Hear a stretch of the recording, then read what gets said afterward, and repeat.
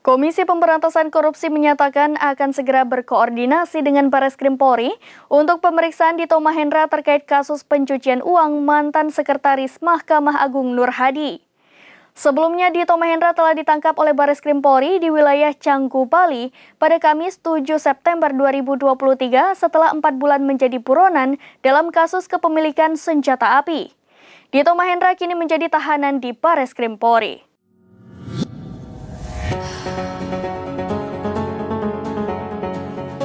Komisi Pemberantasan Korupsi menyatakan segera berkoordinasi dengan Bareskrim Polri untuk pemeriksaan Dito Mahendra soal kasus pencucian uang mantan Sekretaris Mahkamah Agung Nur Hadi.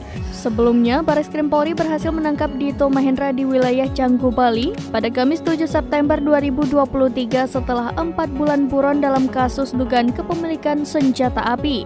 Dito Mahendra kemudian menjadi tahanan Bareskrim. Sementara di KPK, Dito Mahendra merupakan salah satu daftar saksi yang seharusnya diperiksa terkait kasus dugaan tindak pidana pencucian uang mantan Sekretaris Mahkamah Agung Nur Hadi. Kepemilikan senjata api diketahui setelah KPK menggeledah rumah Dito Mahendra terkait kasus TPPU ex-Sekretaris MA Nur Hadi pada Senin 13 Maret 2023. Dalam penggeledahan itu, tim penyidik menemukan 15 senjata api di rumah pengusaha tersebut. Adapun dalam kasus pencucian uang Nur Hadi, Dito Mahendra mangkir sebanyak 3 kali dalam pemeriksaannya sebagai saksi. Dito Mahendra baru memenuhi panggilan KPK pada 6 Februari 2023. Kasus kepemilikan senjata api ilegal ini diserahkan KPK ke Bareskrim Polri.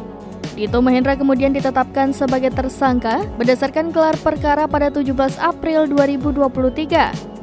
Dito dianggap tidak kooperatif setelah tidak mengindahkan panggilan penyidik Bareskrim. Alhasil, penyidik Bareskrim menetapkan Dito Mahendra dalam status buron. Demikian informasi terkini Syederalun. Saksikan terus berita lainnya di kanal YouTube Serambi News, website dan Facebook serambinews.com.